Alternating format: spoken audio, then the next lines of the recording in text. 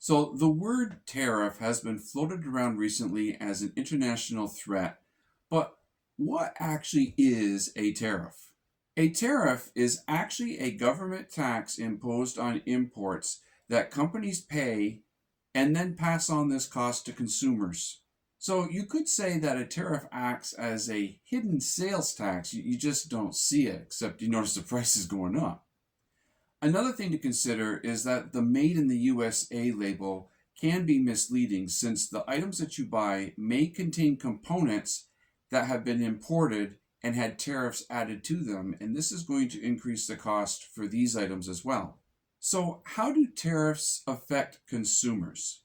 There are actually two ways that tariffs affect consumers. Tariffs actually increase the cost of any particular item by at least the amount of the tariff. Companies pay the tariff to the government on imported products, and then they pass this cost along to the consumer. So the 25% tariff that you've heard that's going to be imposed on certain Canadian and Mexican imports is actually going to increase the cost of those goods by at least the amount of the tariff. And as you can imagine, the increase in cost can be viewed as a form of inflation. For instance, if an item costs $100 today, but a 25% tariff goes into effect, so now it costs $125, that's actually a 25% rate of inflation. The second way that tariffs affect consumers is that they make items too expensive and reduce or limit the range of products that are available. So, how do tariffs affect businesses? Some will argue that tariffs protect American producers from imported items that are cheaper. One of our founding fathers, Alexander Hamilton, argued that tariffs make American producers more productive and competitive. But research shows that in the late 1800s, tariffs had the exact opposite effect. The same study showed that from 1870 to 1909, even a 10% tariff decreased domestic productivity between 25 and 35%. Many American jobs depend indirectly on manufacturing, even if that manufacturing happens elsewhere in the world. And manufacturing is a smaller percent of the gross domestic product of the United States than it used to be. Manufacturing was around 28% of GDP in 1953, but fell to only 12% by 2015. Simple math demonstrates that many producers manufacture their products overseas simply because it's cheaper to do so than in the United States. So, how do tariffs affect the national economy? Tariffs affect the national economy much differently than before. The past 4 decades, for instance, have seen a steady flow of cheaper imports, especially from China. U.S. manufacturing became more standardized and less reliant on areas of higher concentration of specialized and highly educated workers. The shift toward outsourcing to lower cost areas began in the mid 20th century, and around 1990, a Chinese import surge started a rapid unraveling. This import surge altered the usual gradual product cycle that had been happening in the last 4 decades.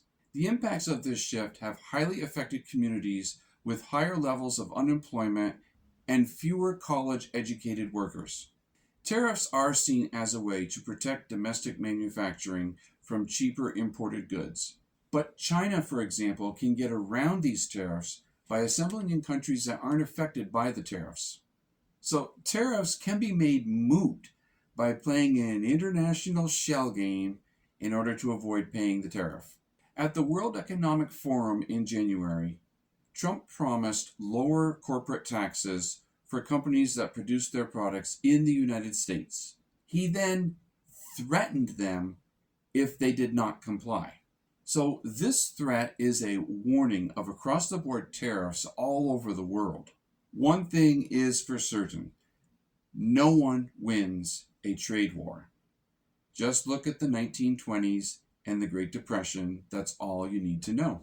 So what are the potential consequences of Trump's tariff plan? To be sure, tariffs are being used as more than protection against imports. Tariffs are being used to manipulate negotiations about immigration and fentanyl. At the risk of jumping off the economic side of this video and dabbling a little bit into politics, our border security is our responsibility, not that of another country.